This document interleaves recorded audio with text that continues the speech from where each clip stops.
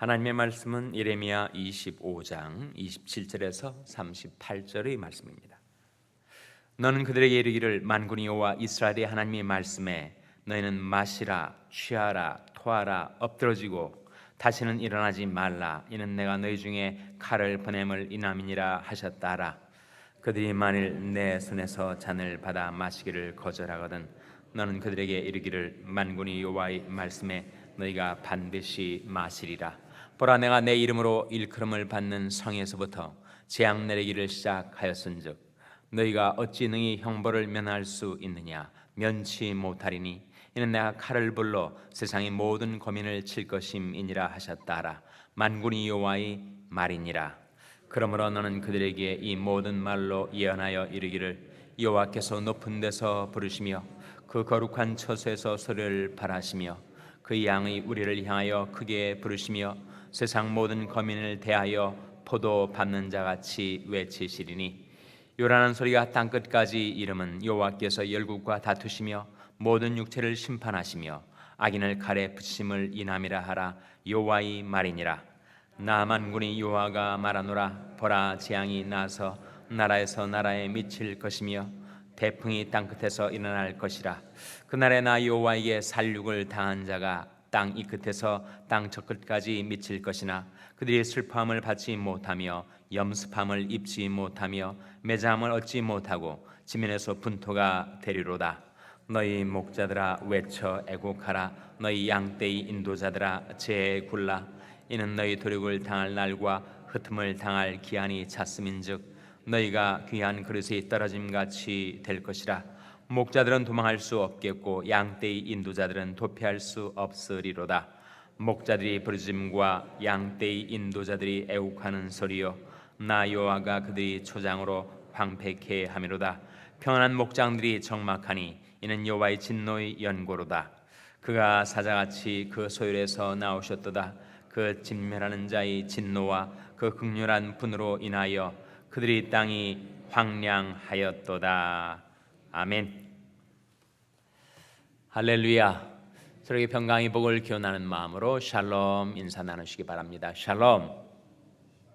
샬롬.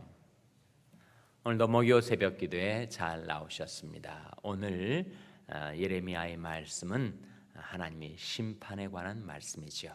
하나님께서 유다 백성들뿐만 아니라 온 세상 거민들에게 진노의 잔을 마시게 합니다. 분노의 포도라는 존 스타인백의 작품에 이 분노의 포도가 뭘까?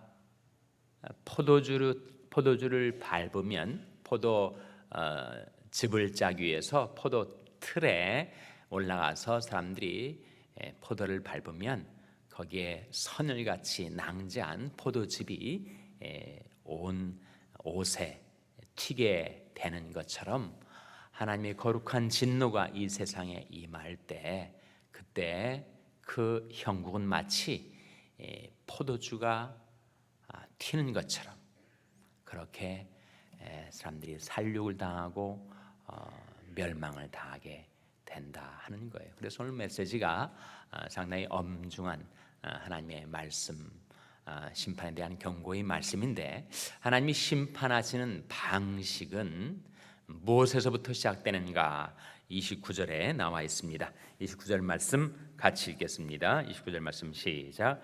보라, 내가 내 이름으로 일컬음을 받는 성에서부터 재앙 내리기를 시작하였은즉 너희가 어찌 능히 형벌을 면할 수 있느냐. 면치 못하리니 이는 내가 칼을 불러 세상의 모든 거민을 칠 것임이니라 하셨다라. 만군의 여호와의 말이니라. 하나님의 심판이 어디서부터 시작된다고요?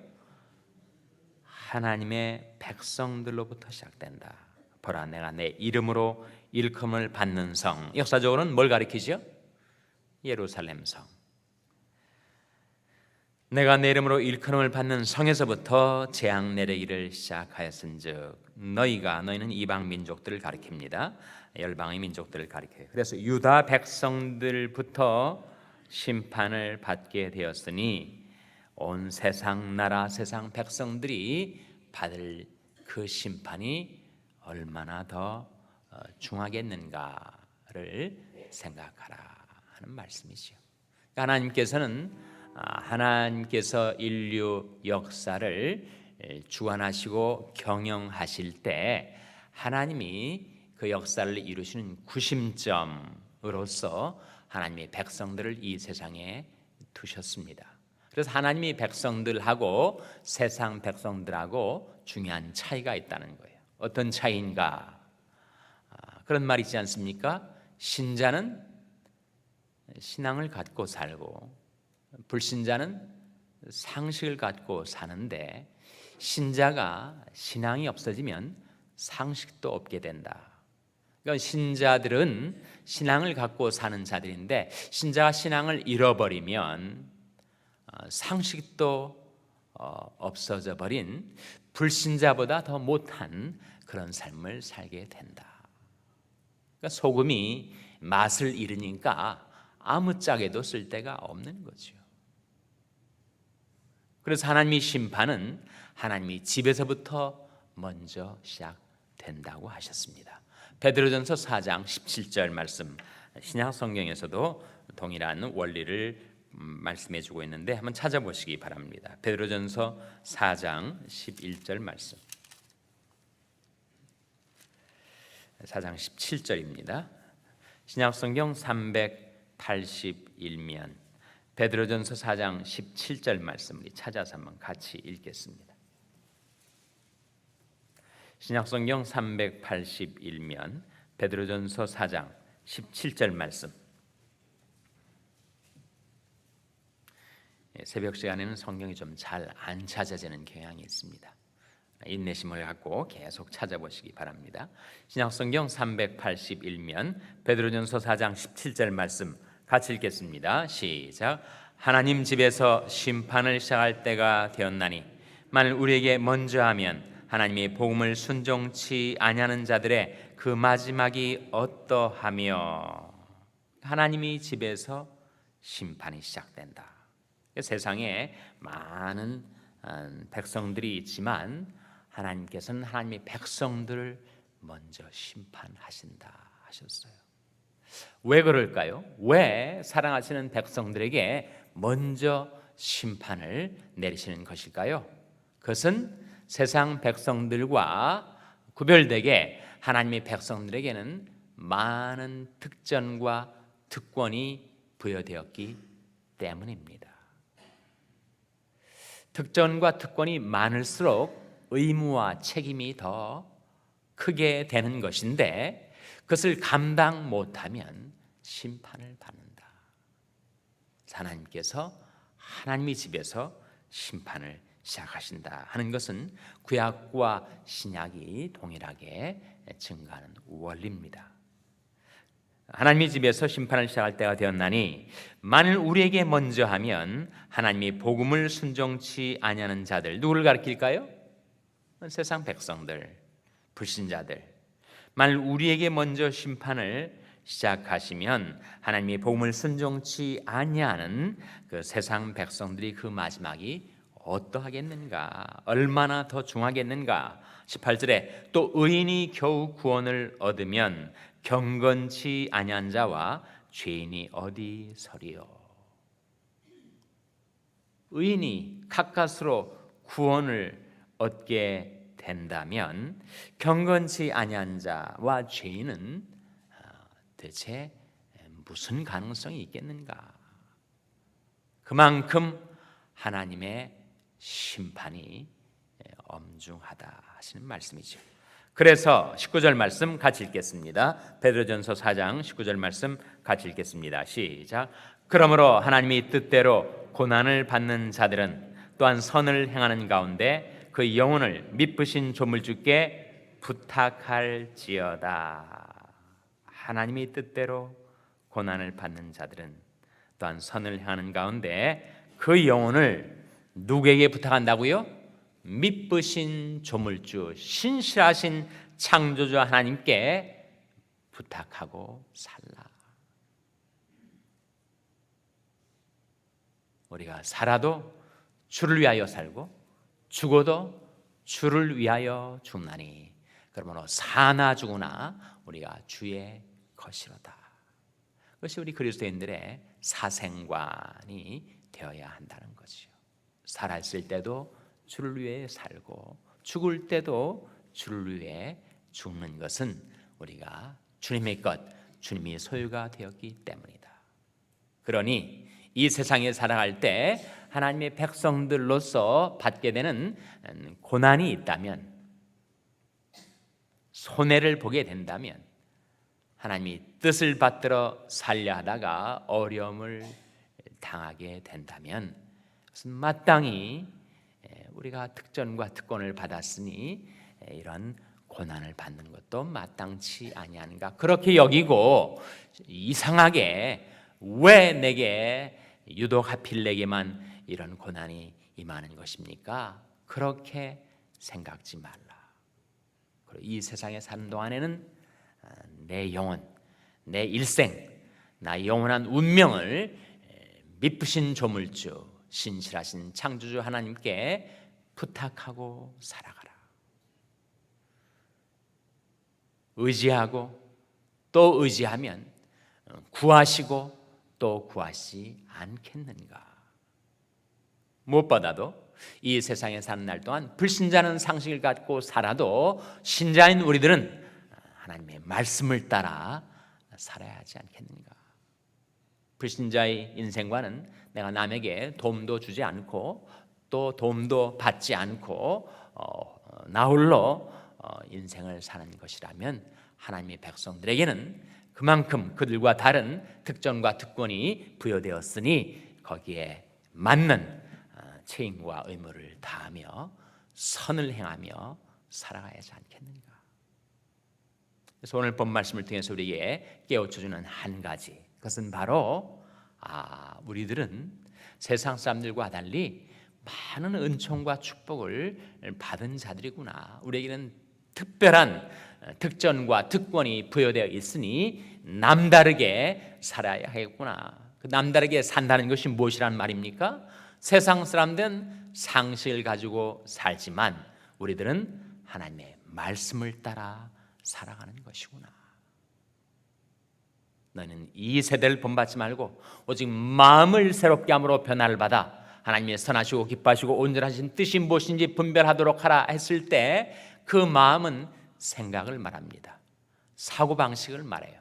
가치관을 말합니다. 세상 사람들이 가치관과 하나님의 백성들이 가치관이 다른데, 세상 사람들은 그냥 상식대로 살지만 우리는 하나님의 말씀을 따라 살아가는 자들. 하나님께서 우리에게 그런 특전과 특권을 주신 그 목적은 우리로 하여금 하나님의 말씀을 따라 살 수 있도록 돕기 위해서다. 시편 105편 44절 45절에 나온 말씀입니다. 한번 찾아보시기 바랍니다. 시편 105편 44절 45절 말씀을 찾아서 같이 읽겠습니다. 구약성경 879면 시편 105편 44절 45절 말씀 우리 찾아서 한번 같이 읽겠습니다. 구약성경 879면 시편 105편 44절 45절 말씀 같이 읽겠습니다. 시작. 열방의 땅을 저에게 주시며 민족들의 수고한 것을 소유로 취하게 하셨으니 이는 저희로 그 율례를 지키며 그 법을 좇게 하려 하심이로다. 할렐루야. 이것이 원리라는 거예요. 하나님께서 하나님의 백성들에게는 특별한 은총과 축복을 베풀어 주셔서 열방의 땅을 제게 주시고 민족들의 수고한 것을 소유로 지게 하셨는데, 그 목적이 무엇인가? 그 목적은 이는 저로 그 율례를 지키며 그 법을 좇게 하려 하심이로다 라고 하셨습니다. 축복 주심의 목적은 말씀 따라 살도록 하기 위해서. 세상 사람들은 여러 가지 근심, 걱정, 불안, 노심초사, 전전긍긍 하루도 마음 편하게 살지 못하는데 우리에게 평안을 주신 이유가 무엇인가? 그 평안을 힘입어서 말씀에 순종하라고. 우리가 건강을 누리며 살아간다면 그 멀쩡한 두 다리로 부지런히 다니면서 선을 행하라고. 우리에게 재물의 축복을 주셨다면 그 물질을 가지고 가난한 자를 구제하고 선을 행하라고. 우리에게 가정과 교회의 축복을 주셨다면 그 목적이 무엇인가? 그 가정과 교회를 통해서 베푸시는 하나님의 모든 은총과 축복을 힘입어서 그 말씀 따라 살도록 하기 위함이라고 오늘 말씀 우리에게 깨우쳐 주고 있습니다.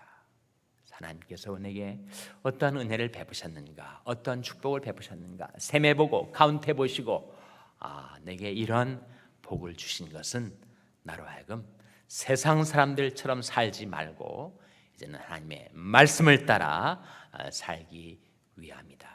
그렇게 말씀 따라 살아가는 여러분의 삶 속에 더 놀라운 하나님의 은총과 축복이 임하게 되시기를 주님의 이름으로 축원합니다. 기도하시겠습니다. 오늘 말씀 기억하며 하나님, 저희들이 하나님께로 회개하고 돌이켜 그 말씀에 순종하며 살겠사오니 저희들을 도와주시옵소서. 기도하시기 바랍니다.